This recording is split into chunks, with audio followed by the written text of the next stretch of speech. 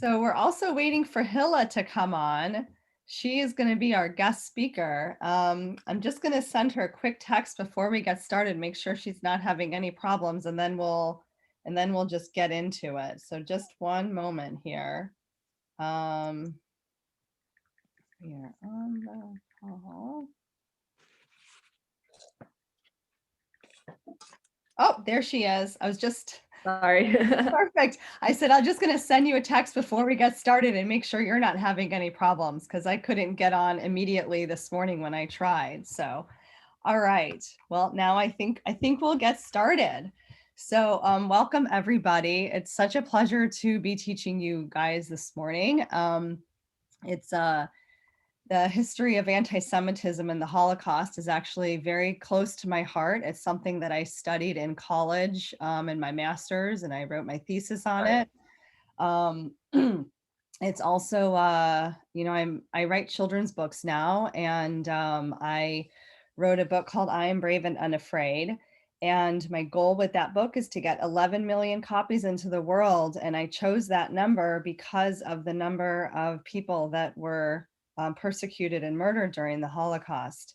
And that 11 million really made a huge impact in our world. And I was thinking, what number of books would need to get out into the world in order to also make this impact? And so it's just interesting. This is how I end up choosing to do it. And I'm hoping that 6 million of those books that will get out there will end up being able to be given away, and that representing the number, the 6 million Jews that were perished, that were murdered. So anti-Semitism is just one of those things that's kind of, you grow up and you learn that you're not always the favorite and that there's a huge history that goes behind it. And we're going to just learn about a couple of those different areas, and then really we'll try to focus on some discussion with everybody. And then Hila will, rather than having a survivor talk to us for the second half of the class, Hila will give us her, I'm very curious, I'm so excited to learn from you too. And she'll be teaching us all about a very special woman who also perished during the Holocaust, and her diaries are available now to read. So we'll dive in. I'm going to start by sharing a screen. I always like when it works. It's always new for me. This whole Zoom thing is new for me too. So, all right. So you may be familiar, but there's 4 different kind of areas where anti-Semitism has come from. One is from our Bible, and there's a couple different stories we'll look at in a moment. One is religious. The other comes from political, and then finally racial. And racial is really the distinction that ended up causing the kind of the spur of the Holocaust to happen. So when we look into biblical anti-Semitism, there's 3 areas that are mentioned here. Did you guys all read this material ahead of time? Okay, good. So we'll read through it a little bit together. Okay, good. So we just had obviously our holiday Passover, and this is of Pharaoh. And I'll just read through this, and then I'm going to ask you these questions and we'll discuss it a little bit. So Pharaoh, and a new king arose over Egypt who did not know Joseph. And he said to his people, look, the Israelites are growing too numerous for us. Let us deal shrewdly with them so that they may not increase. Otherwise, in the event of war, they may rise up and join our enemies. Then we have Haman, which again goes along with the story of Purim. Haman says to King Ahasuerus, there is a certain people scattered and dispersed among us whose laws are different from those of any other people and who do not obey the king, and it is not in your majesty's interest to tolerate them. And that comes from our book of Esther. And then finally, this Maccabees is not in the Torah, but it's where Hanukkah comes from. and it's Antiochus. Then the king wrote to his whole kingdom that all should be one people and that each should give up his customs. And the king sent letters by messengers to Jerusalem and the cities of Judah. He directed them to follow customs strange to their land, to forbid burnt offerings and sacrifices in the sanctuary, to profane the Sabbaths and the feasts, to defile the sanctuary and the priests, to build altars and sacred precincts and shrines for idols, to sacrifice swine and unclean animals, and to leave their sons uncircumcised. They were to make themselves abominable by everything unclean and profane, so that they should forget the law and change all the ordinances. And whoever does not obey the command of the king shall die. So 3 times in our biblical history, we see anti-Semitism occur. So what themes do you notice that are common between these different stories? You can unmute.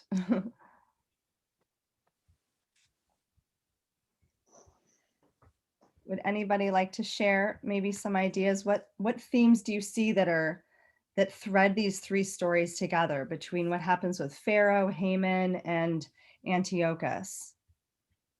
They're afraid of people who are different. Yes, absolutely. Good. For Pharaoh and Haman, the promotion of the idea that Jews don't belong, they're uttering the Jews. They're not Egyptian Jews. They're not Persian Jews. They're a separate people entirely. So. Okay, nice. That's Jonathan. Thank you. Yochanan. I just saw that and said, no, I don't think that's a tough. Yochanan, thank you.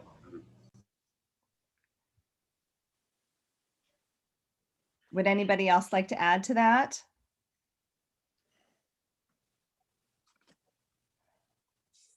Lack of conformity to the societal norm. Okay. So you've got a couple different ideas here as to, in these biblical times, that there were these people, the Jews, who just were not like all the other people living in that time period, and they were different, and they were not a part. They were not invited to be a part of that society at the time, and in fact, they were pushed out. Thank you very much for sharing. Now,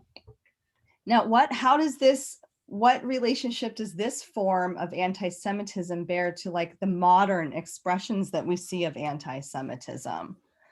Because lots of similarities here.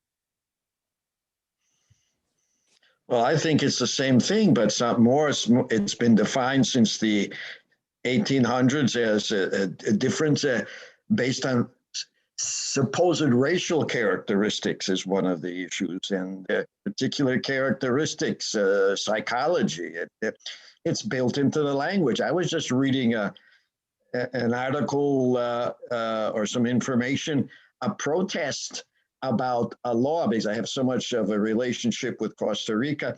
They're protesting, and the people are being liberal about some things. They have a word in Spanish that's used by very well-educated, non-apparently biased people, the word Ladino. They say there's a Ladino attitude, and you look up the translation in Spanish, and it means someone who's astute and cunning and looking for some way to trick people. That's how it's used. And where does Ladino come from? It was the language that the Jews in Spain used. It's comparable to Yiddish with the Ashkenazi Sephardi's spoke Ladino. So that's ingrained, and people don't even know about it. They don't understand it, and they think these are the people writing this. This is some, I know them. It's the Academy of Engineers, and they're very liberal and very. It's the last area where you would think they would be prejudiced. Many of my colleagues, when I was living there and working there, we were all members of the Engineering Academy. So it's there. And even though, for example, in Costa Rica, even though their ministers and vice presidents and even a president who had back when some Jewish blood, and he was married to a very prominent Jewish lady in the community. I get involved in a couple of legal actions as an engineer consulting or something about a payment about something. And one of the lawyers that's backing up the people who are suing are saying, well, because of his ancestral roots, and the very typical indirectly saying it's because many people knew indirectly that I was a Jew. And so that was acceptable in a court pleading, and no one objected. Just think about it. So you have a country that accepts Jews, they're very prominent, very integral part of the society. There's nothing direct there. And people in even higher positions that have been attained here in the US and accepted in that sense. And Israel is one of the first backers of accepting Costa Rica accepting Israel. You still have that as a hidden anti-Semitism, I'm thinking in Spanish now. It's even people don't even realize it. I'm looking for a much more sophisticated word in English. It doesn't come out. Unnoticed, inadvertent. Yeah, that's very interesting. I didn't even know that Ladino had any. Well, but I looked it up because I said, wait a minute. I was reading this. There was a protest about some strange taxing thing. And they said, well, no, this is incorrect. And they're trying to be astute. And there's nothing wrong with using the word astute, but they used the word Ladino. And I said, that's curious. Is that really true? So I looked up in the Spanish dictionary what it meant, and it was right there. Wow. So, but you know, there's expressions that we are recognized as anti-Semitic in the US, and I've heard it years back in some areas you would hear, don't Jew me. Mm-hmm. Yeah, and that was acceptable, or there were so many. I don't want to get into that. I mean, right now, but I'm just giving you some examples. It's not only in the U.S. This is permeated in all over societies, and that's just one example from my personal experience. Does anyone else have a personal example they'd like to share? Oh yes, Sarah. Hi. You know, I think that for the last 2,000 years, there's been enough misinformation, and if you repeat something again and again about a group of people or about an idea, whether it's the COVID vaccination or whatever it might be, if you repeat it and it's actually inaccurate, it can become true. And we saw that starting 2,000 years ago, and it has continued all the way up through now. There is a feeling and a definition of Jews that has been a bad view of Jews that has been mentioned so many times that now for a lot of people, it becomes true. And there was something else I was going to say. I think that, you know, when Hitler came to power, he started in 1933 disseminating false information about the Jewish population because he had an agenda. And he kept repeating and repeating and repeating the same lies and mistruths. And finally, he was able to achieve his goal, which was to make sure that Germans would tell on their neighbors and who were Jewish and report things that were, you know, that were not true. And he was able to finally get the Jews into camps and murder 6 million. And I'm afraid that our media, in many cases, is not very helpful towards Jews because the mistruths, the angles of which news is reported is sometimes so untrue, whether it's about the BDS movement. Campuses are sometimes trying to decide whether or not they want to divest from Israel. And, you know, students, Jewish students on campus have a tough time because there's so much that is, I think that there's a scapegoat thing here. I think that people need a scapegoat, and we are such a small majority, and we are not the same as the majority, like in this country or even in the world. And I think that there has to be a scapegoat, and we are the scapegoat. We've been the scapegoat for thousands of years, the last 2000. Thank you for sharing, Mom. So, What I don't see though in the biblical accounts is the scapegoating angle. They're, you know, the ones in the biblical accounts are they're afraid because they're different, but you don't see them scapegoating, blaming them for all of society's ill. For the last 2000 years, I'm really talking about Jews have been scapegoats frequently. I agree, but I'm just pointing out that, you know, we're looking at the biblical anti-Semitism, and I don't see the scapegoating. No, not so much there. No, just different. We're the other, basically. Ed, we're the other. So we're going to go on from here into the religious anti-Semitism, which, and this is really, it's really under only, it seems like it's really only appearing under two groups, and that's under Christianity and under Islam. And what's interesting that I'll just kind of add to this is that I lived in India for about 6 months, and that was under mostly of a Hinduism culture. And, you know, it's like 80% Hindus there. There's about 20% Muslim, a little bit of Christians and Jews and so forth. And Jews are part of that caste system within India. They have a place in that society. And they were never pushed out. They were never, they were not ridiculed the way that Jews have been under Christianity and in Islam. So that is just a very interesting difference. So under Christianity, as many of you know, there's been, you know, we've been called Christ killers, and there were the Crusades, the blood libel, Black Death, and many other times in history where Jews were persecuted under Christian rule, and it was pretty bad.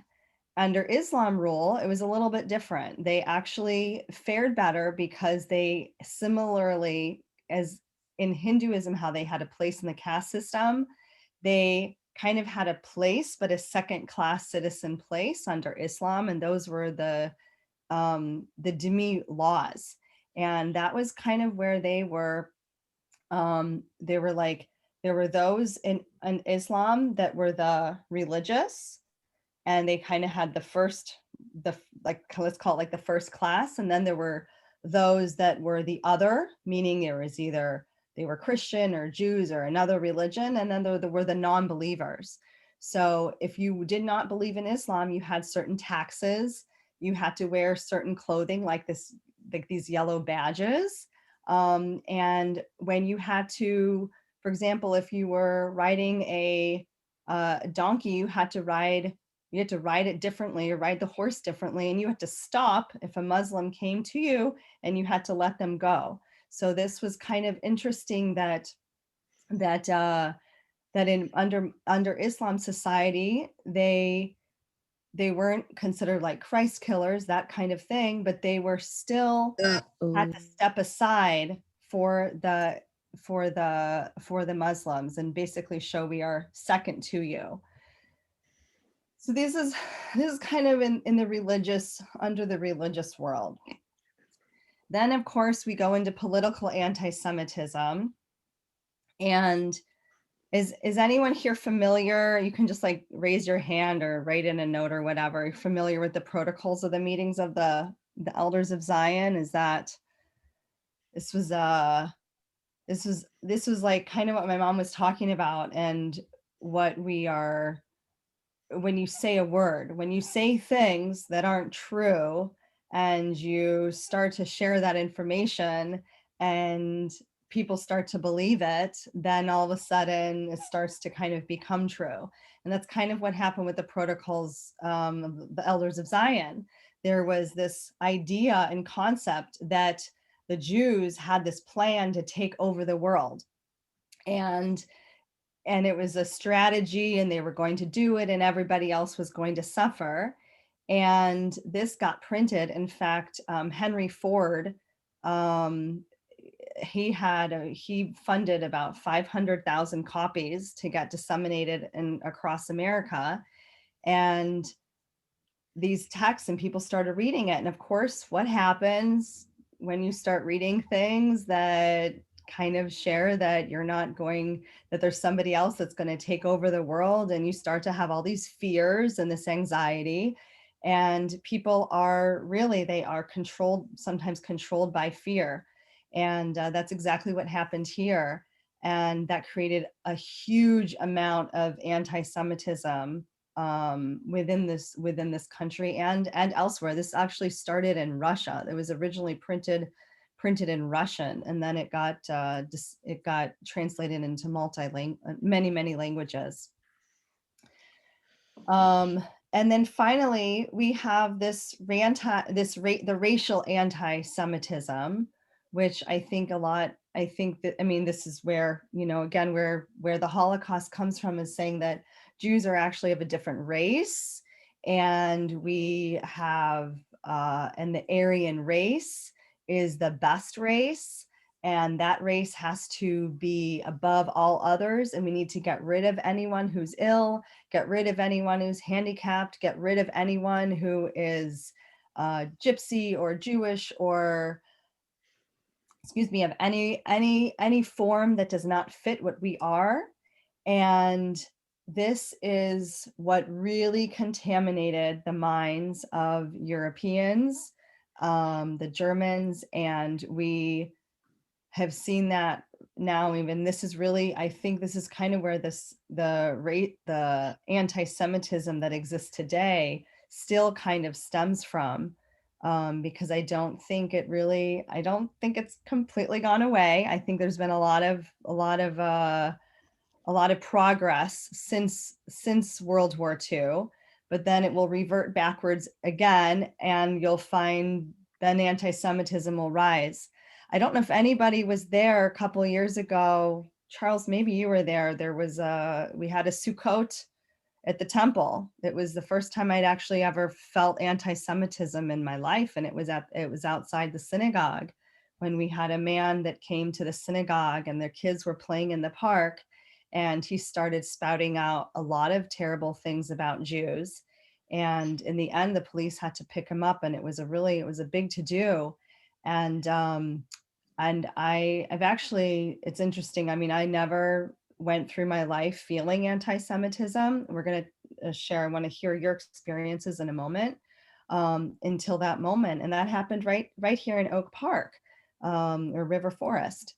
So it's still everywhere.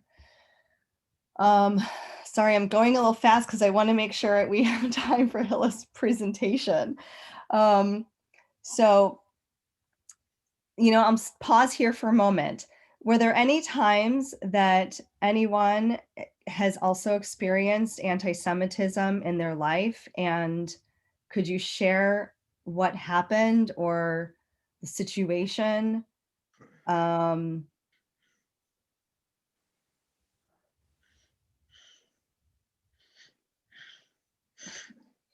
Well, there's all sorts of subtle things I've sensed throughout my life. And one time I was subject to some degree of violence when I was taking a hike through the forest reserve with a friend, and some guy that was a lot bigger than I was told me, "Go in there and get this ball out of the swampy area, you Jew." And then I had a canteen strung across my neck, and he twisted the strap and forced me to go in there. So that was a very violent encounter. And then I've had all sorts of subtle things over the years, as far as looking for work or just comments people make. And so from a very young age, I've just learned not to be very open outside of the community as to my religion.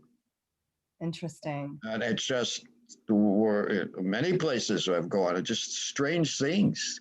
And sometimes it's just ignorance. Just it must have been about a year ago, we were planning some activities, trying to rearrange a calendar. And one of the coworkers says, well, they have all of these different activities, but, oh, look, on this calendar, it says Hanukkah. You don't have any objection to having a meeting on Hanukkah? Probably no, I have a very good relationship with this person, but at my work, I never mention it.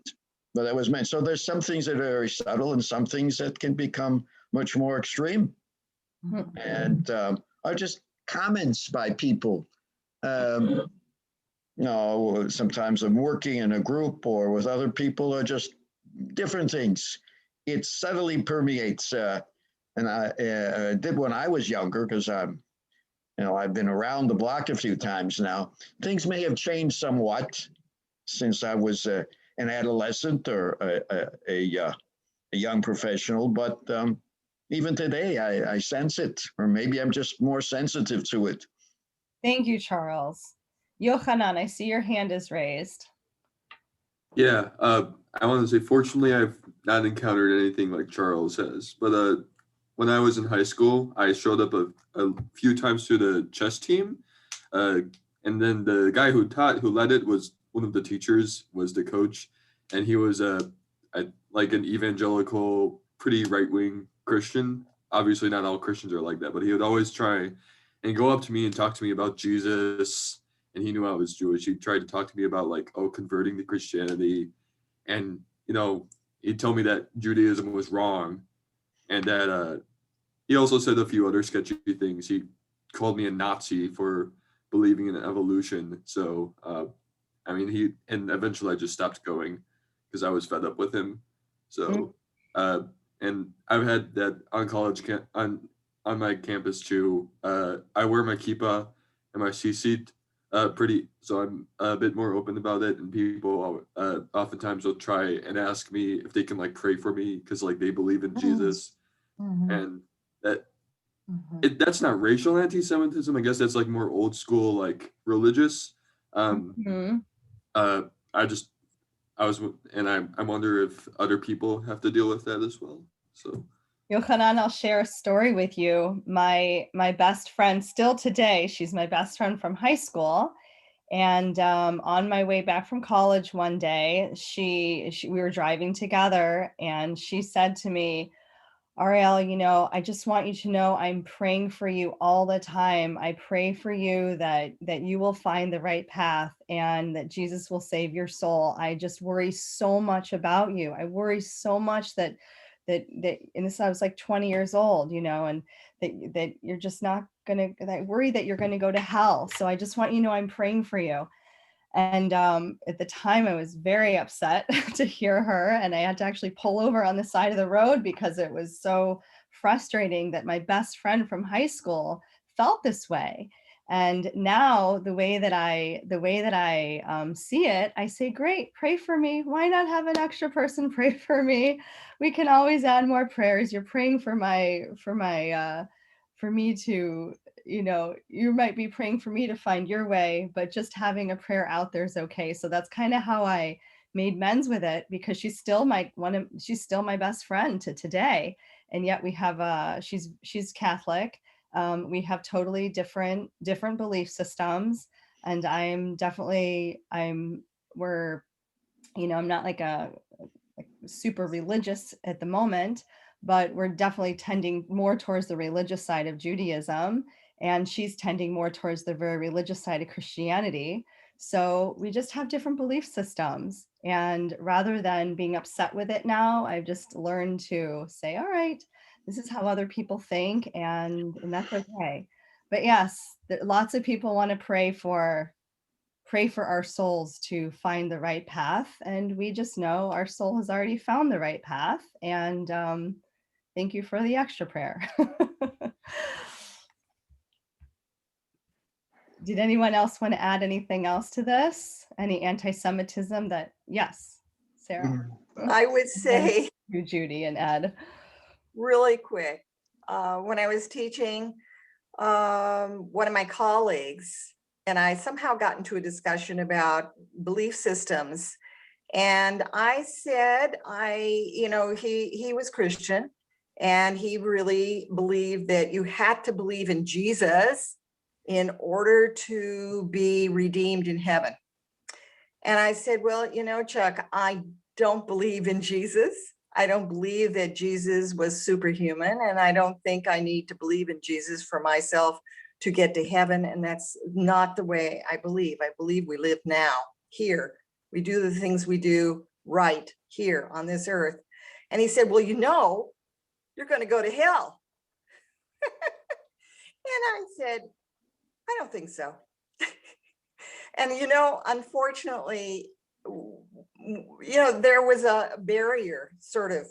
Every time he saw me, I think he saw me as the devil going to hell, and never got over it. It was there between us. Mm-hmm. Because he sincerely believed I was a lost soul.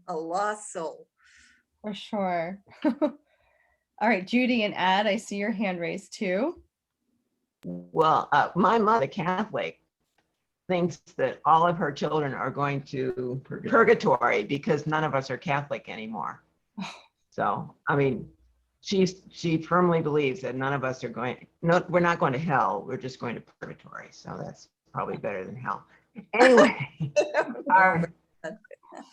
our youngest daughter, when she was in junior high school, she was going home from school, and one of those evangelists that are giving out Bibles came up, tried to give her a Bible, and she said, no, I'm Jewish. And he said, oh, well, then you're going to hell.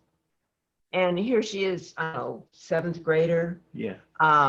But fortunately, the principal was right behind her. I don't know how this happened. And he came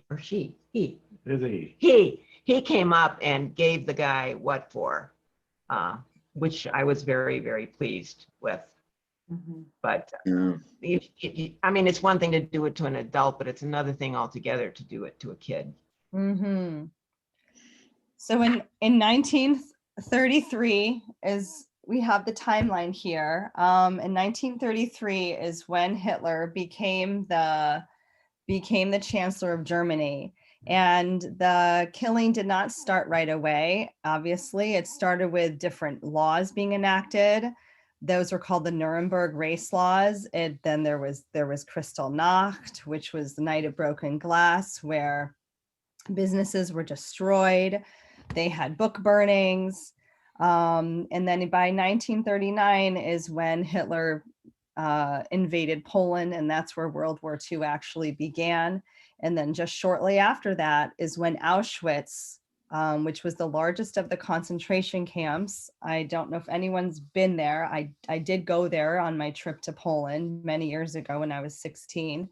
And that's when that was established. And the story that we're going to hear about from Hila is a story about a woman who did perish at that camp at Auschwitz. But Auschwitz was not the only camp. There were many, many camps that were created. The one that I went to that affected me the most on my trip was one called Majdanek. And that one affected me the most because that, if at the time, again, this was like 25 years ago, if you were to grease up the machines, put some coals into the oven, you could pretty much get the gas chambers to start working. You could get the ovens to start working. It was no problem. Everything would just completely work. It wasn't destroyed at all. And I think for this reason, that one was one of the hardest ones for me to go to. Auschwitz was very much destroyed in many areas. So it has a different feel. All right, I'm gonna kind of stop talking because I know we're a little late, but Hila, I'm gonna have you start your program, and please share with us everything that you would like to share, and I'll stop sharing my screen right here. There we go. I'm going to open up my PowerPoint, and I hope I have the ability to share. Let me try.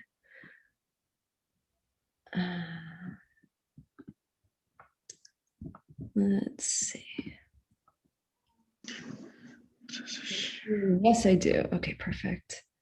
So first of all, thank you so much for having me. And I'm also new to Oak Park and new to Har Zion. We moved here in August of 2020, a very interesting time to move. And you know, I'm really looking forward to actually meeting people in person when it's possible. And I really appreciate you having me today.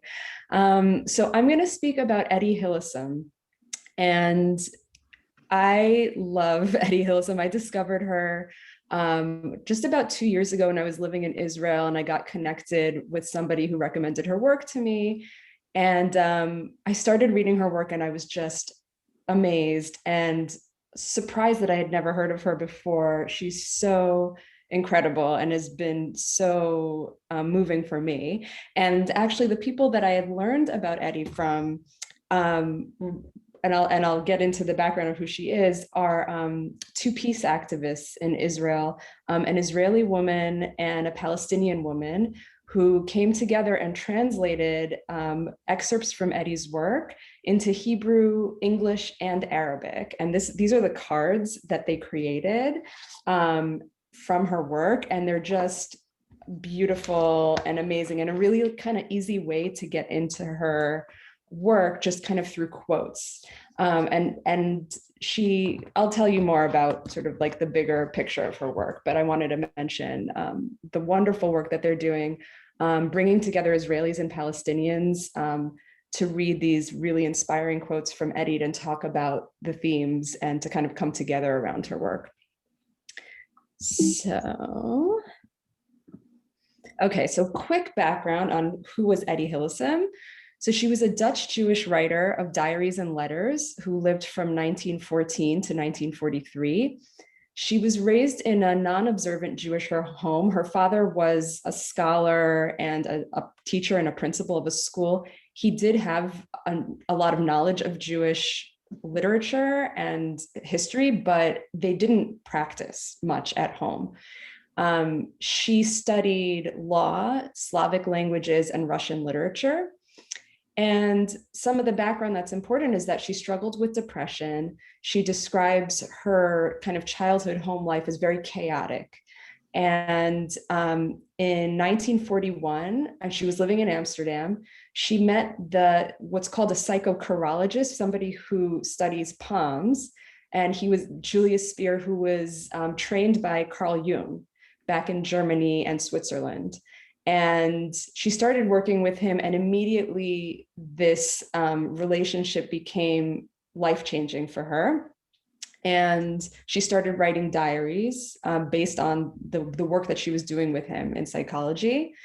And what's so incredible about her work in her diaries is that you see this development from someone who was very depressed, struggling, into somebody who was kind of discovering spirituality and a way of managing both the internal stuff that she was dealing with and the external of what was happening around her at that time. And it's really profound, kind of the change that happens for her. And so her writing is influenced by a lot of different people through Speer, Carl Jung, psychoanalysis, Rilke, the poet, the Austrian poet, who was a religious poet, St. Augustine, Dostoevsky. She studied Russian literature very intently, and she really wanted to be a writer. So the diaries she didn't get to have that chance, but the diaries show sort of where her aspirations were as a writer, that she was kind of getting all this stuff out, and she kind of hoped one day she could make it into something, either a novel or whatever it might turn into. And so she worked as a tutor for students in Russian. And she also kind of did some work with Speer as a psychologist. Like she kind of got trained as a psychologist with him and had her own patients.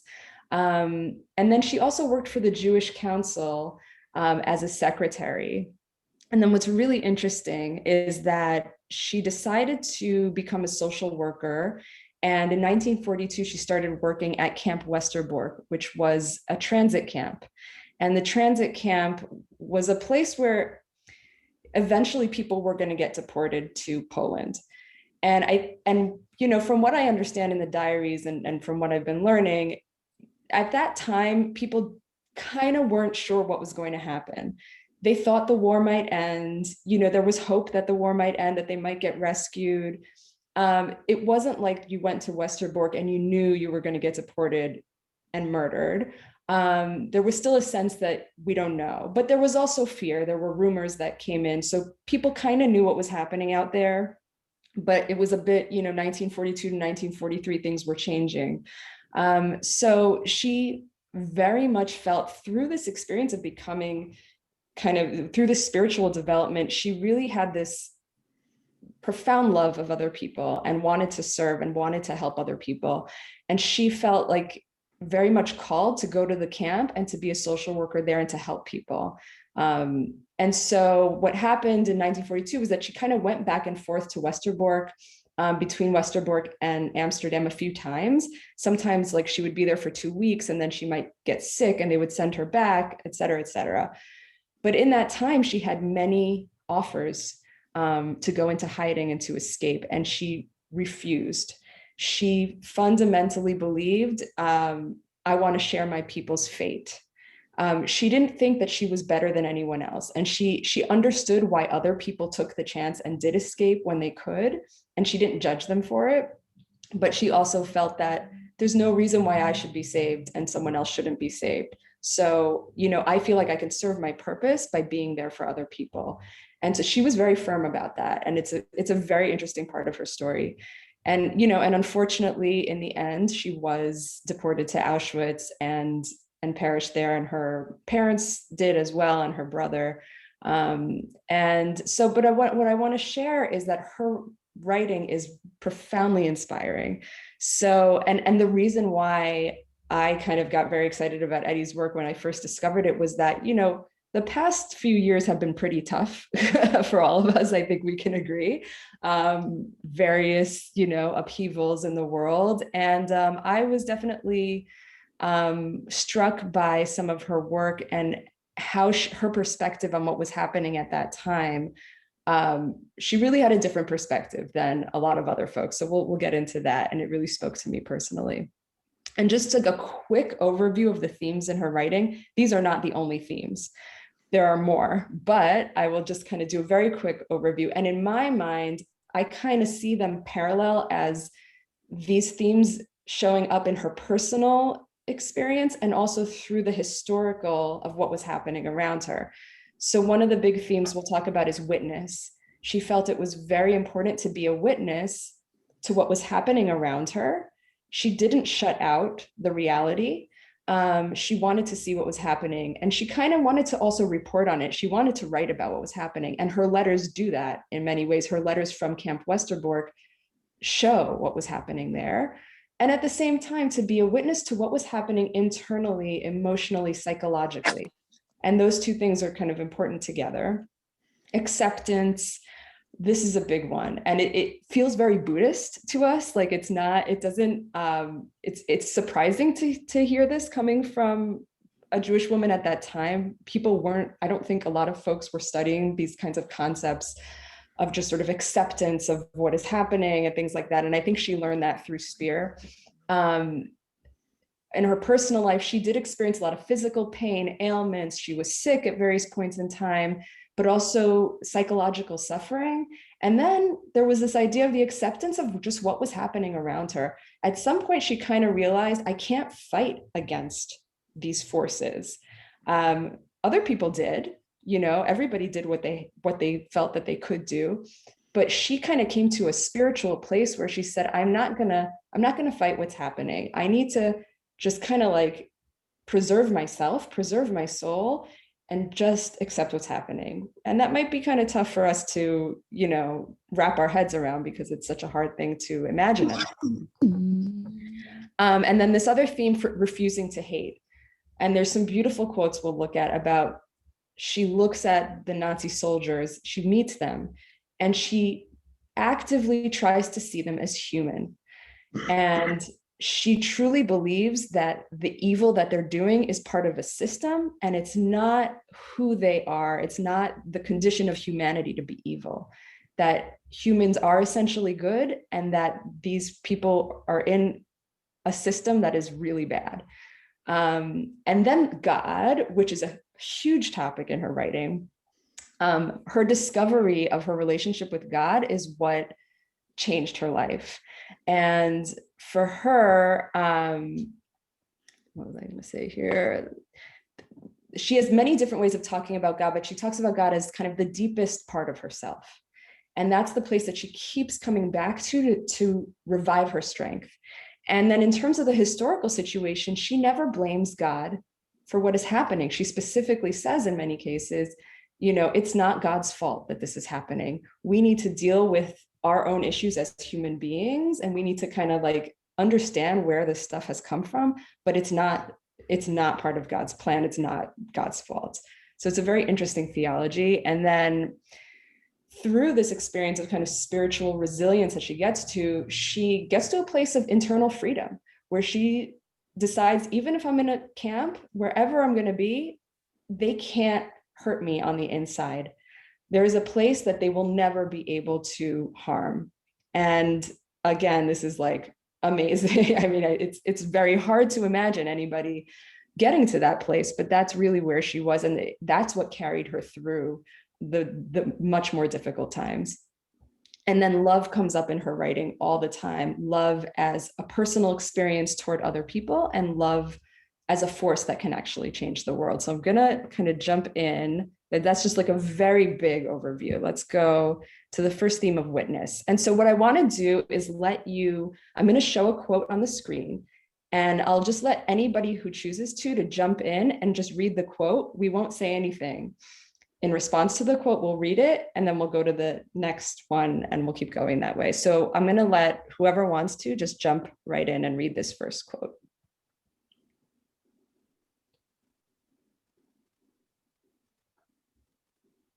Never shut your eyes to reality. You must continue to take yourself seriously. You must remain your own witness, marking well everything that happens in this world, never shutting your eyes to reality.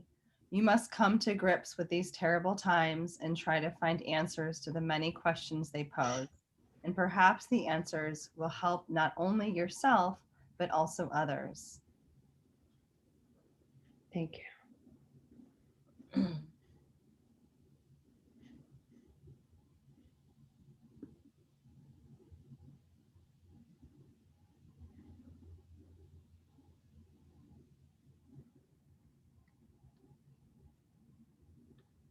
Life remains so interesting through it all. Ever present in me is an almost demonic urge to watch everything that happens, a wish to see and to hear and to be present, to worm out all of life's secrets, to observe with detachment what people look like in their last convulsions. And also, suddenly, to be forced to face oneself and to learn what one can from the spectacle that one's own soul enacts in these times, and later to be able to find the right words for it.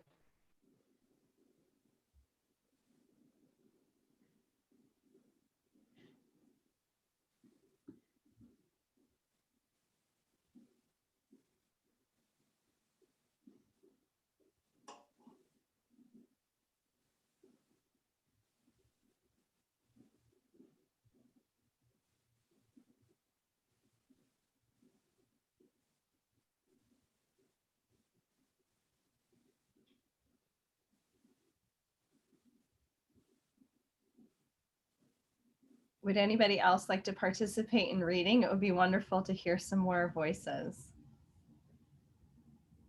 Night as I lay in the camp on my plank bed, surrounded by women and girls gently snoring, dreaming aloud, quietly sobbing and tossing and turning. Women and girls who often told me during the day, we don't want to think, we don't want to feel, otherwise we are sure to go out of our minds. I was sometimes filled with infinite tenderness and lay awake for hours letting all the too many impressions of a much too long day wash over me. And I prayed, Let me be thinking heart. Let me be the thinking heart of these barracks.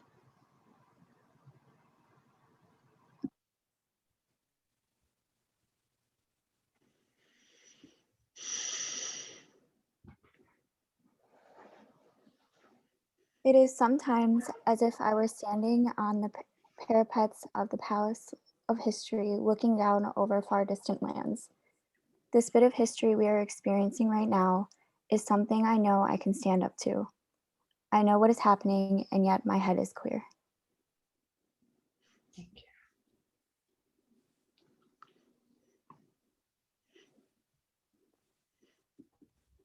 Okay, so if you did bring a pencil and paper, I hope you did. If you have something nearby or even your computer, I want to do a short writing exercise. To take a moment, and you can kind of even close your eyes and picture this image of standing on the parapets of the Palace of History, looking down. And I love this image of kind of looking out at sort of what is going on right now in history, and just kind of free write just for a couple minutes of what do you see? You know, you can sit and kind of picture it in your mind. And I'll just take, about 5 minutes for free writing.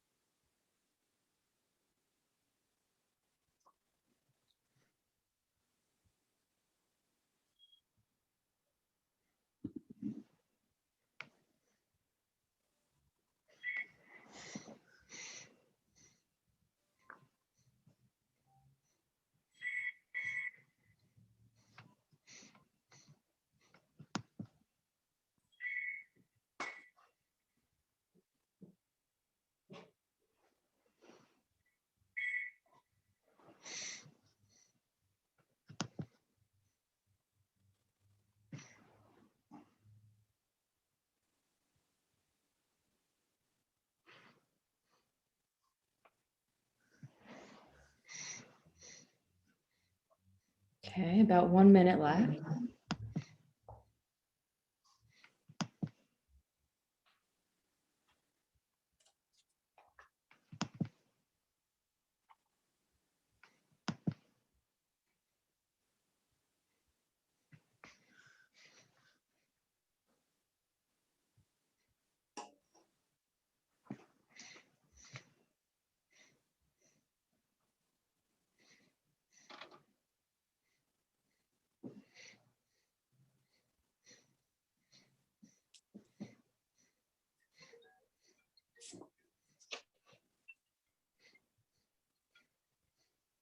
Can I call you?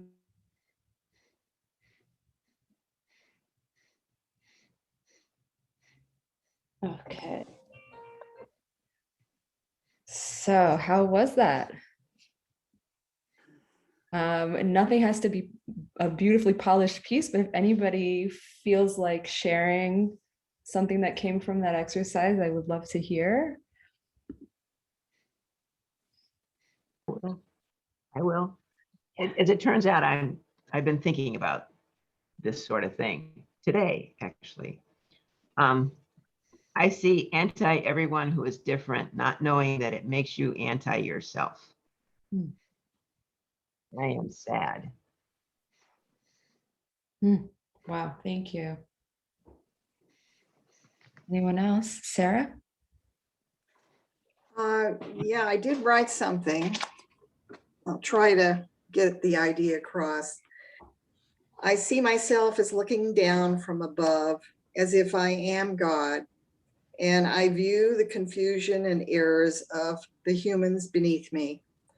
As I want to change and heal what I see that is wrong, but I am powerless to change the morass of the errors of human existence. Unlike God, who has decided to be absent and be apart and not get involved.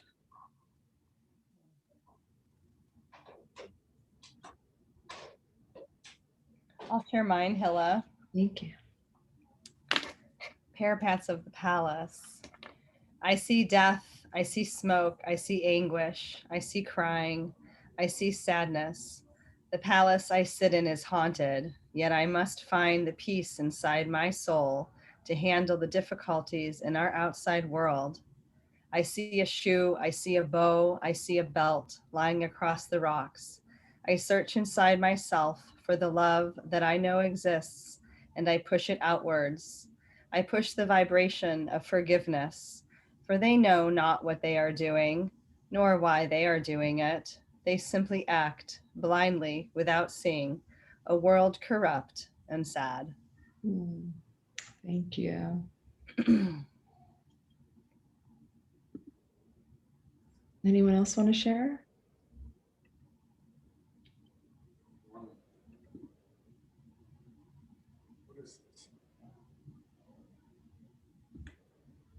I thought I just heard somebody. Was that just a background noise? Okay, we'll move on to the next phase. Thank you. Okay, so the next theme is acceptance. And again, brave souls could jump in and be the first reader. One moment it is Hitler, the next it is Ivan the Terrible. One moment it is the Inquisition, and the next war, pestilence, earthquake, or famine. Ultimately, what matters most is to bear the pain, to cope with it, and to keep a small corner of one's soul unsullied come what may.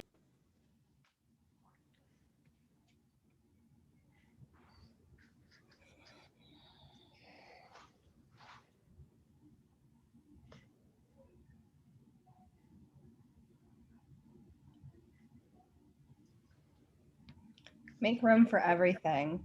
Life is beautiful and meaningful too. It is meaningful even in its meaninglessness, provided one makes room in one's life for everything and accepts life as an indivisible whole, for then one becomes whole in oneself.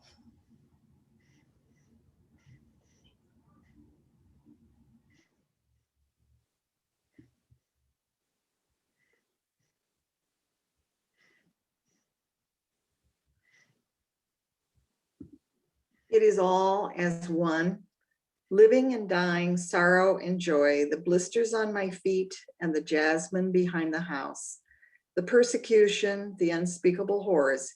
It is all as one in me, and accept it all as one mighty whole.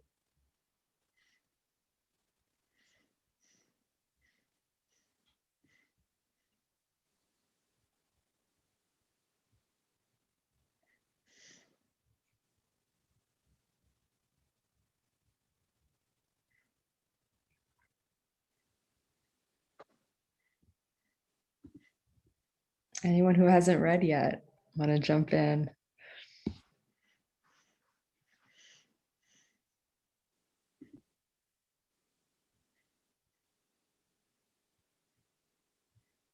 Okay, I'll do it.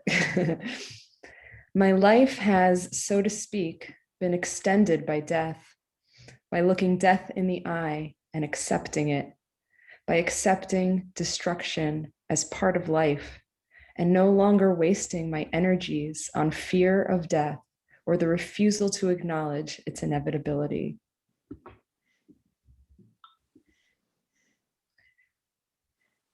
So on this theme of acceptance, I would love to hear if anybody wants to share either what is something that took you time to learn to accept in life, or something that you're still working on trying to accept.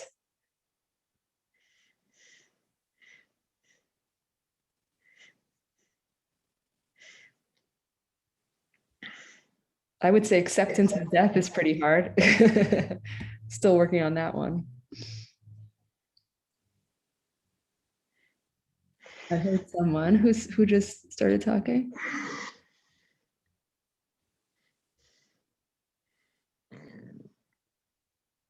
You know, I think that it's, when you look at the Holocaust in general, I think that that's still something that is, people still struggle with how to accept what happened. And some people, you know, went away from Judaism during that time because they did feel that God was absent. Other people went towards Judaism because that was how they could come closer to finding the acceptance of what happened. It's very interesting, just totally polar opposites. And it really comes down to kind of what your belief system is. You know, there's believers, and then there's people that just have a hard time believing. But I think when you think about the Holocaust, it's still like, we just had Yom HaShoah, you know, just this last week. And as we were lighting the candle with our kids, and we had a big discussion about it in our bed, and they had a lot of questions. Well, where was God? Well, why did so many Jews die? You know, and my husband has become a little bit more religious in the last couple of years. And his answer is sometimes hard for me to accept, but yet it brings a lot of peace. And his answer is that, you know, we don't always understand why things happen the way that they do, but if we believe that there is some reason, there's some greater good that comes from it, the fact that Israel was established very shortly afterward could be seen as a greater good, that now all the Jews do have a homeland, and we are never, it's a choice now to live in diaspora, not a necessity. That is one way to find acceptance in what happened. To know that something else around, when God closes one door, God, you know, another door opens. But I think it's still hard even for me to I'm not quite there fully yet in accepting those answers. But it's finding a path towards acceptance of it. Thank you. And that raises a lot of interesting points and questions, because, you know, Etty was living through this day to day. They didn't have this understanding that we have now of the Holocaust, of like what this was. They knew that all this was happening, but they didn't have the word for it. They didn't have the concept of it because it was just happening all around them. So what she figured out to do for herself was to get to this place of internal acceptance of suffering and pain and just this barrage of horrible news that was coming at her every day. And that's what helped her cope to get to the next day and to get to where she felt that, you know, she would be useful here, you know, that she could give to other people. And so I don't think that we should ever maybe come to a place of acceptance of the Holocaust as a historical event. I don't think we can, but we can work toward personal acceptance of sort of the events in our own lives and sort of what we can control. And I think she had a sense of, I'm not going to be able to stop this big thing from happening, but I can control how I respond to it. And I can control how I relate to other people. Instead of choosing hatred, I'm going to be loving toward other people. So she really kind of turned it all inward as opposed to the outward. Does anyone else want to share a response to this? Mm-hmm. It does make me think that, I'm not sure I agree with her. I think that acceptance is admitting failure. I thank God that there was the resistance. There were Jews who fought very hard against the evil that was happening. And there were righteous Gentiles who didn't accept. They also fought against the evil that Hitler produced. So, I don't know if for her, it was an inward acceptance so that she could get from one day to the next day. And that may have been it, but I don't think you ever give up fighting evil. Otherwise we'll be consumed. Yes. And what's interesting about her kind of, and what's I think maybe hard to understand about her perspective was that that was her way of fighting back, was to preserve her soul, to not get consumed by hatred, to not allow herself to be kind of marred by that horrible feeling of hatred, and then to want to get revenge on people. She felt like that would be them winning, is to destroy my soul. And so she fought back by helping other people, by showing up, by going to the camp, and by being there for people when they couldn't handle what was happening. They were living in this camp horrified about what was going to happen next and the horrible conditions of what they were living through. And just like in that quote about wanting to be the thinking heart of the barracks, all these women, they didn't want to think about what was happening around them. They were trying to just kind of shut it out, that was their way of coping. And her way of coping was to be present and to see what was happening and to be present for other people so she could help them. So in a way, it was her way of fighting back. At least that's how I understand it. Okay, we'll go on to the next one. So refusing to hate. Anyone else want to read who hasn't read yet? Susan, Margaret, Charles, Yochanan. Can do it. Eradicate evil. I know that pitiful young men like that are dangerous as soon as they are let loose on mankind, but all the blame must be put on the system that uses such people. What needs eradicating is the evil in man, not man itself.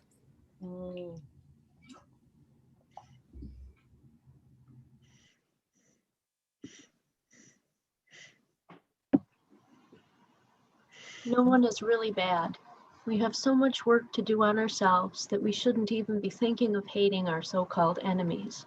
We are hurtful enough to one another as it is. And I don't really know what I mean when I say that there are bullies and bad characters among our own people, for no one is really bad deep down.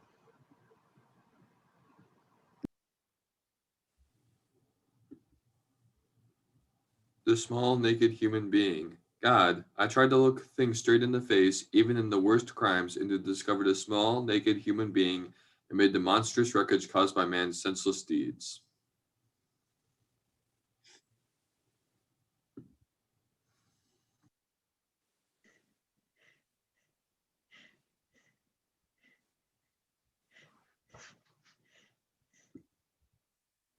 Despite all the suffering and injustice, I cannot hate others. All the appalling things that happen are no mysterious threats from afar, but arise from fellow beings that are very close to us. That makes these happenings more familiar then and not so frightening.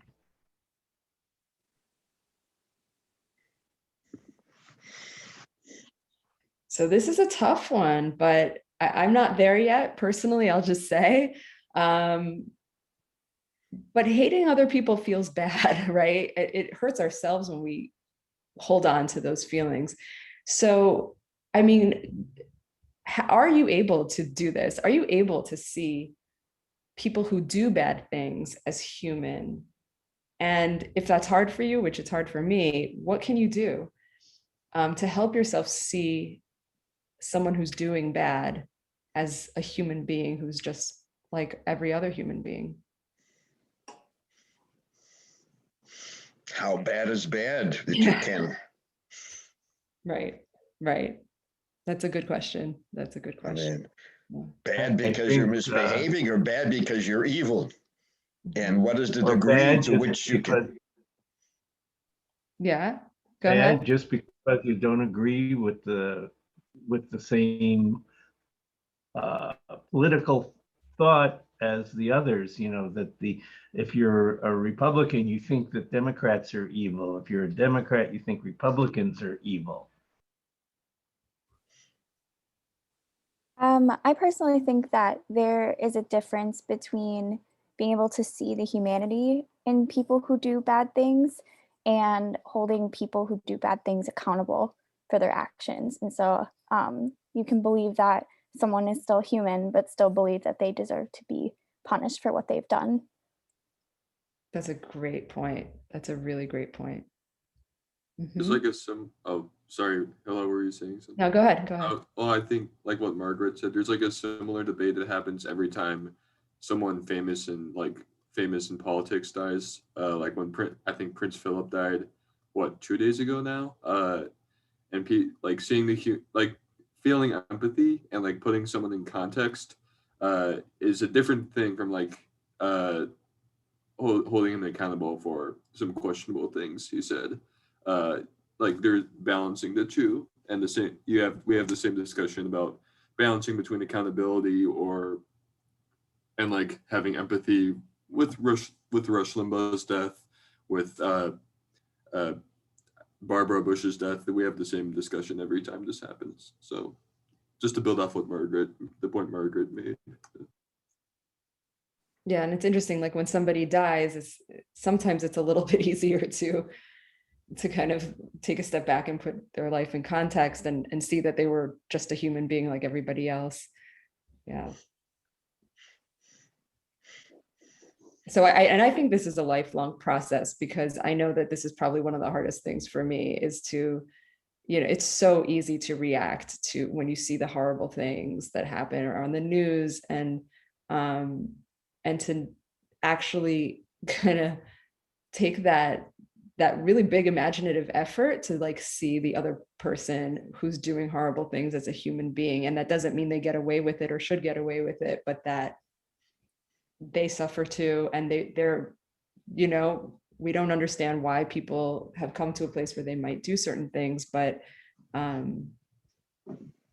it's still kind of, it's still better for us to not be filled with hate, because we're going to be spreading more hate by doing that. And so this is where she says, I'll just go ahead and read this one. I know that those who hate have good reason to do so. But why should we always have to choose the cheapest and easiest way? It has been brought home forcibly to me here how every atom of hatred added to the world makes it an even more inhospitable place.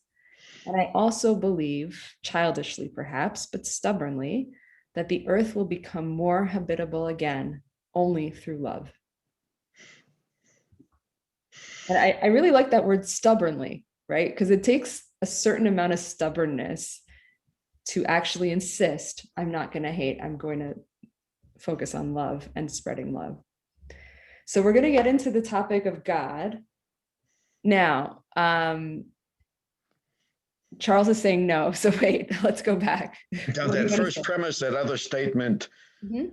that people, I know that those who hate have good reason to do so.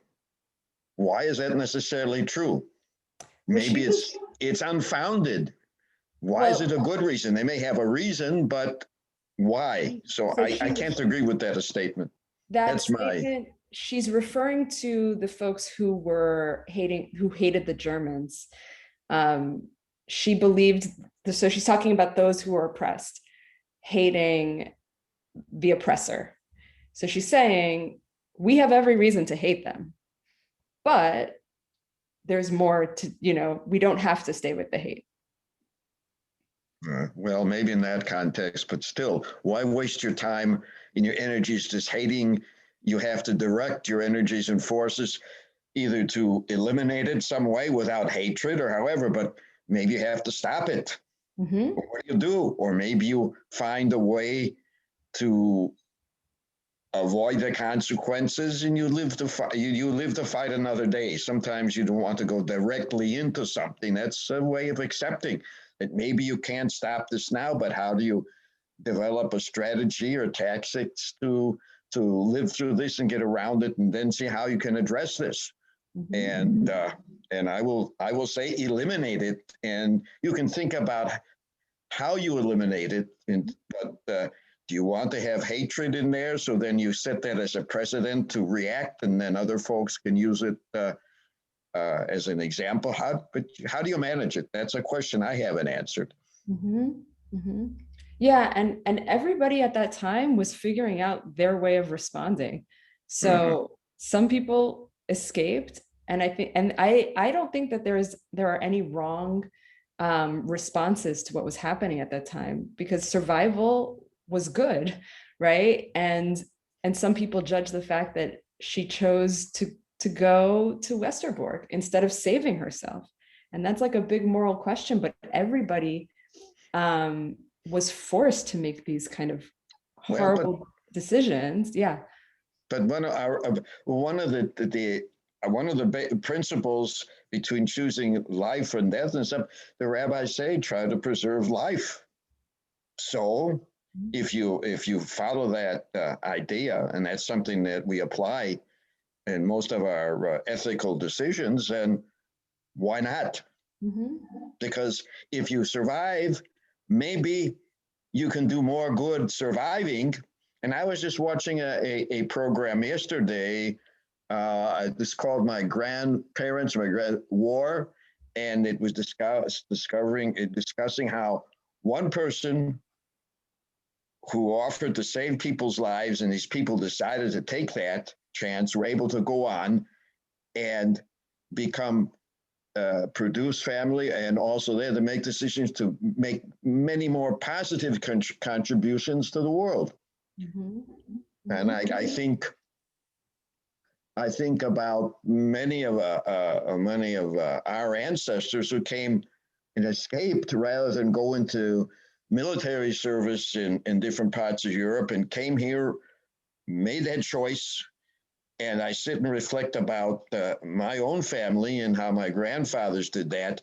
And frankly, in not necessarily my generation, but in my children's generation, they have arrived at a place where many of them are doing and contributing very positively to society. So, I mean, you can accept that these things happen, but not just let people dominate. You try to avoid, you save yourself to be able to see how you can build something for the future. Maybe not in your generation, except the fact that it may not happen today or in my lifetime, but how do you inculcate in your family and your children your identity and the question to do good? I mean, I was just discussing with one of my grandsons yesterday. We're talking about things, and I wove that into the conversation. Why do you want to study and improve? And then one of the things you want to do is to be able, as one of our Judaism's tenets, is to be able to help people and improve the world. And that's one of the reasons you have to study, to develop your full potential if you're going to do those things. Yeah. So, I mean, I'm going on and on. I don't want to dominate the No, conversation, but you just triggered me. Yeah, I'm glad you shared. And listen, a lot of the folks who study Etty Hillesum, everybody wishes that she would have escaped, honestly, because she would have been beyond the amazing work that inspires many of us.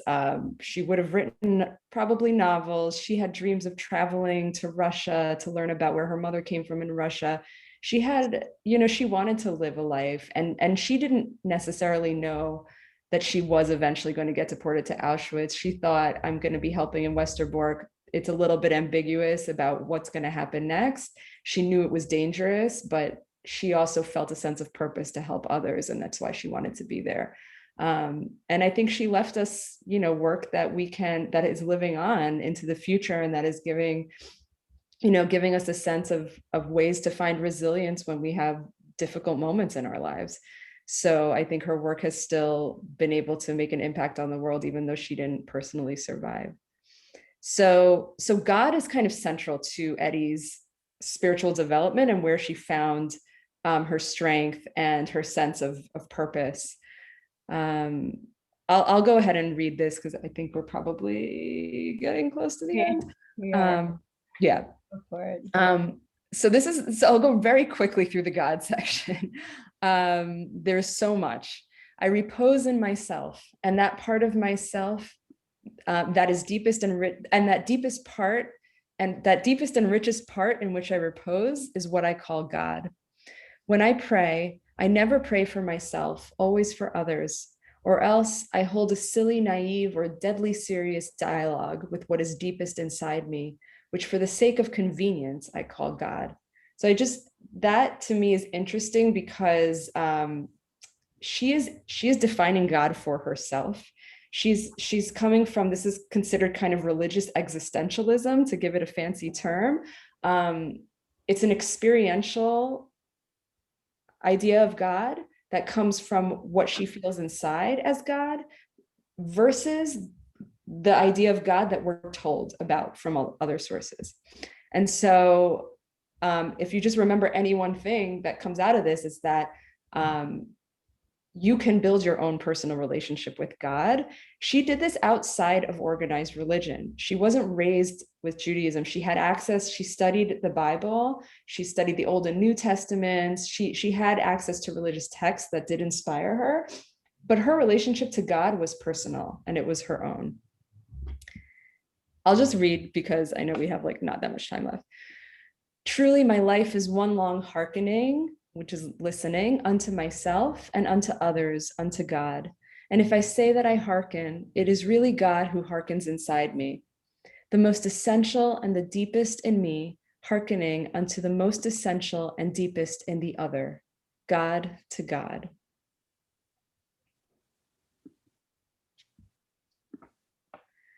There is a really deep well inside me, and in it dwells God. Sometimes I am there too, but more often stones and grit block the well, and God is buried beneath. Then God must be dug out again. I imagine that there are people who pray with their eyes turned heavenwards. They seek God outside themselves.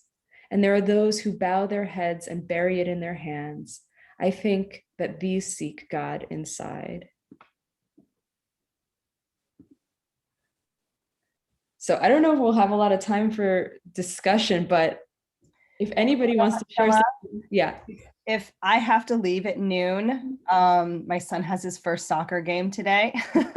But those of you that can stay on the call and want to stay on, if you have a few extra minutes to discuss it, that's absolutely fine. I just want to say thank you to everyone for being here today and learning together. Hila, I'm very interested to learn a little bit more about Etty and to read more about her. Maybe there's some books you can share with us at the end, or stick it in the chat. And if anybody wants to continue the discussion, please stay on for a little bit. And in the meantime, thank you so much. And it was wonderful meeting everybody. Thank you. Thank you.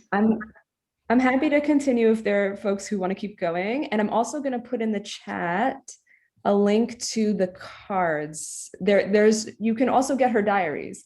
There's different versions of her diaries in English translation, and the cards I find are kind of the easiest way to get in because it's the quotes that are kind of like the most exciting quotes. And now I can't even find the chat. Where is it? Hold on.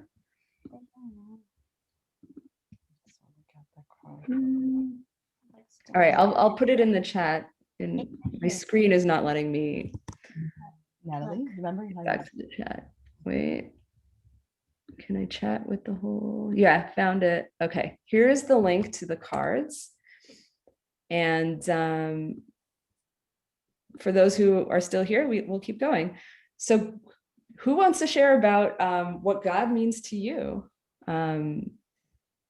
How do you experience God? Is God kind of an internal experience that you feel inside of yourself? Is it something that you feel like you're kind of calling out to a God that's sort of transcendent or above or outside the self? How do you experience God, if you do? And it might be an experience that you don't use the word God, but you might have a different word for it.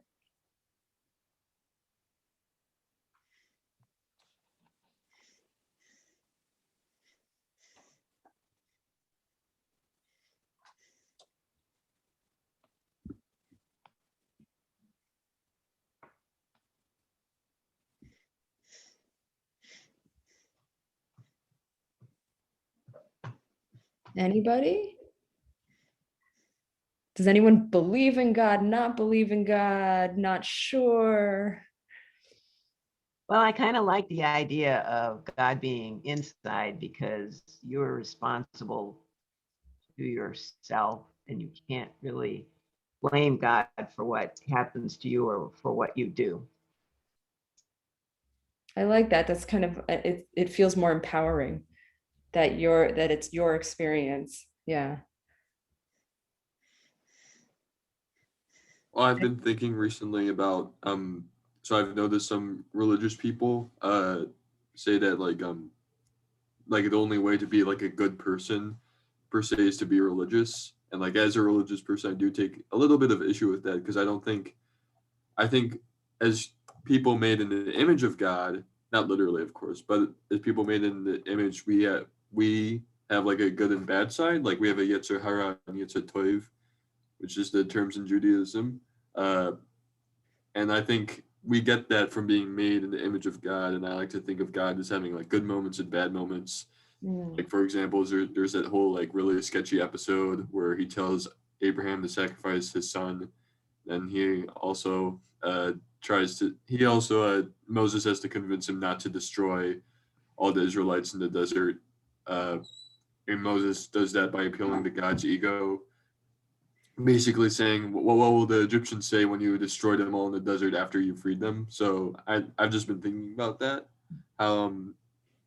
As humans made in the image of God, like God, we have good moments and we have bad moments. And I don't think believing in God is a necessary prerequisite for being a good person. So that's just something I've thought about and contemplated.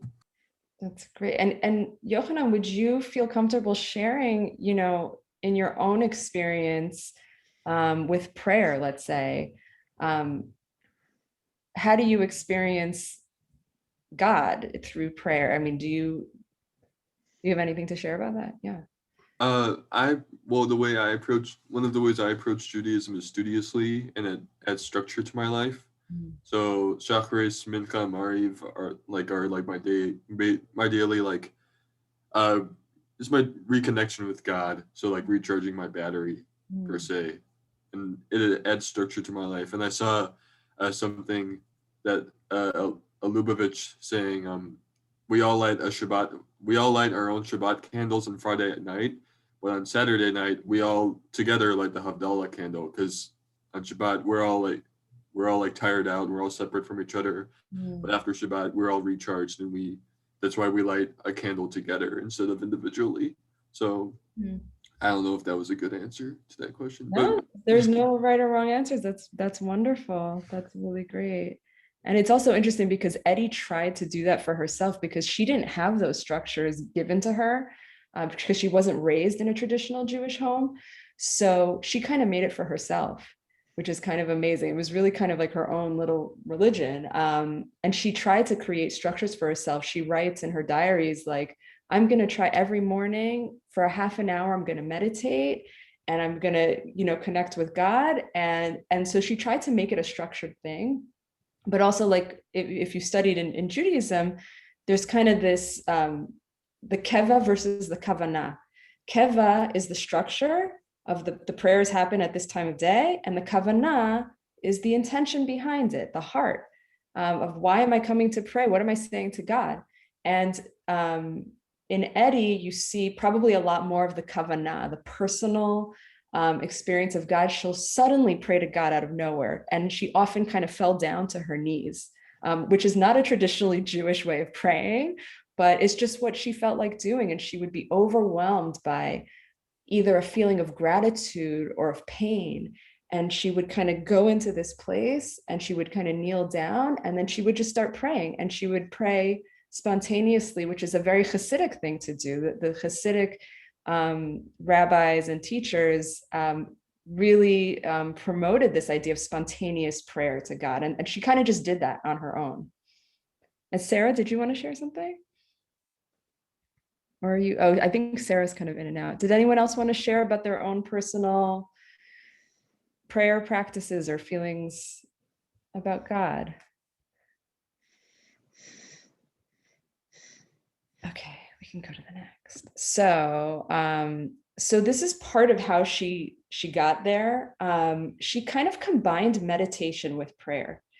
So let this be the aim of the meditation, to turn one's innermost being into a vast empty plain, with none of that treacherous undergrowth to impede the view, so that something of God can enter you and something of love too. So this is something that people in different traditions have done. And in Judaism, we do have some meditative traditions as well, particularly the Amidah prayer is a time for quiet and for kind of emptying that space a little bit. And that is something that she would do, where she would kind of go into this quiet place of being receptive to what might come to her. And then, you know, by creating that space inside of her, she was able to have some kind of an experience of God or of love or whatever the thing was.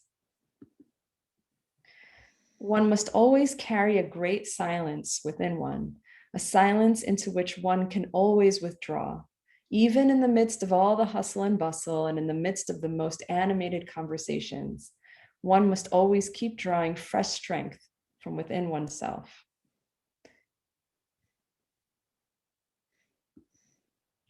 This is personally one of my favorite ones. I draw prayer around me like a dark protective wall, withdraw inside it as one might into a convent cell, and then step outside again, calmer and stronger. I can imagine the times to come when I shall stay on my knees for days on end, waiting for that wall to be strong enough to prevent my going to pieces altogether, my being lost and utterly devastated.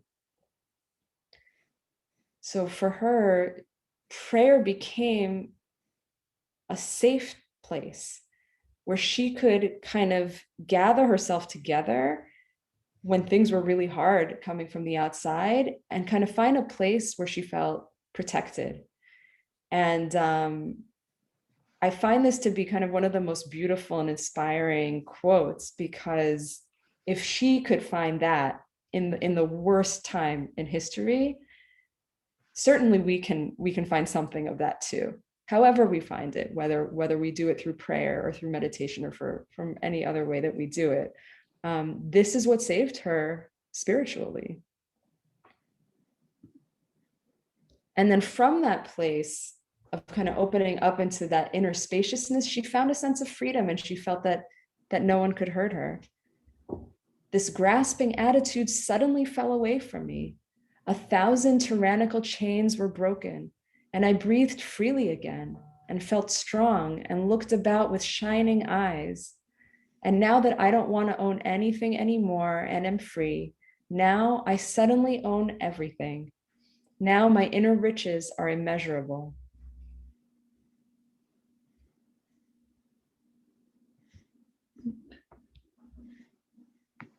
The realms of the soul and the spirit are so spacious and unending that this little bit of physical discomfort and suffering really doesn't matter all that much.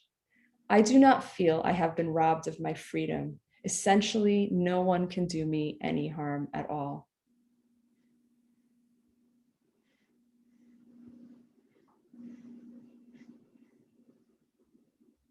And I'll again, like kind of quickly go through the last section is the love section. I keep discovering that there is no causal connection between people's behavior and the love you feel for them. Love for one's fellow man is like an elemental glow that sustains you. The fellow man himself has hardly anything to do with it.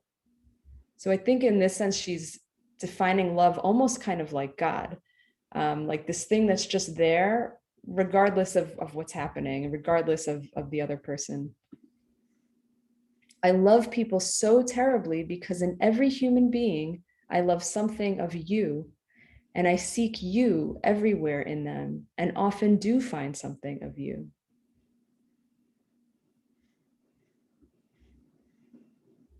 All the strength and love and faith in God that one possesses, and which have grown so miraculously in me of late, must be there for everyone who chances to cross one's path and who needs it. One day, we shall be building a whole new world. Against every new outrage and every fresh horror, we shall put up one more piece of love and goodness, drawing strength from within ourselves. We may suffer, but must not succumb.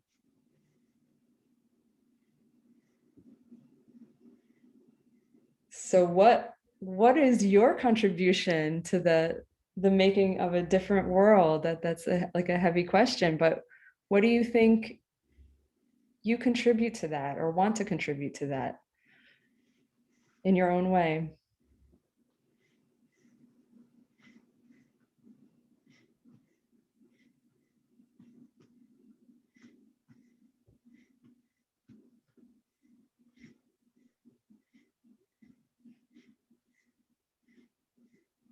Maybe Susan, I haven't heard from you in a while.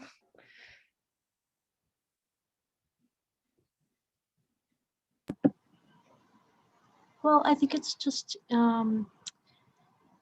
important to try to do the right thing and to try to spread more kindness in every situation that we encounter. And so that really is, it's not one specific thing, but it's more or less just trying to be a good person, trying to help others. And also, I was thinking earlier when we were talking about hating people, I was thinking of, I can't remember who said it, but someone said, those who need love the most ask for it in the most unlovable ways. Mm. Wow. Thank you. This might sound a little old-fashioned, but then I'm old, so I guess I'm allowed to do that. Having raised kids, good kids who are now teaching us more about how to be good. Mm. Thank you. Anyone else? Charles? I think I've spoken. Yeah. I don't want to dominate. I've contributed, and no, but I mean, there's things I've done in the past when when I was younger, when I was I was in the Peace Corps. I was helping people do different things now, and today I'm working. I mentioned about trying to inculcate in my children and my grandchildren a sense of identity with Judaism, what the principles are, and how to use them. And I make a series of, within my means, a very select donations and contributions to things that I feel are worthy causes. So I do that, and also volunteer some of my time when I'm able to charitable activities one way or another. So that's what I try to do within my limitations. And I try, and I'm learning to be a better person, as the other young lady mentioned, because I have to accept that I am not, talking about acceptance, always reacting in the best way. And I learned, so that's how I'm trying to contribute. Beautiful. Thank you. And Yohanan, you want to share something? I think my answer would be the summation of everything that Charles and Judy and Ed and Susan have all said. I'm thinking right now of a quote. This is kind of strange, by Gandalf, the Lord of the Rings. I find that it's this small kindnesses that people. It's something that the small kindnesses that people do that keeps the darkness at bay. And I think that's a good summation. It's a random source, but it's a good summation of what the general tone here. That's great. That's great. Thank you so much, everybody. And yeah, if you, I have these cards. I've got like two sets of them. But if if anyone has questions, you can find me through the shul. I'm happy to answer questions, or send you that link to the cards again, or anything else you'd like to learn further about Etty. So thank you so much. Great to meet you all. Thank you. Thank you. Thank you. Thank you. Thank you. It was illuminating. Thank you. Thank you. Thanks. Illuminating. Bye. Bye-bye. Nice to see everybody. Everyone.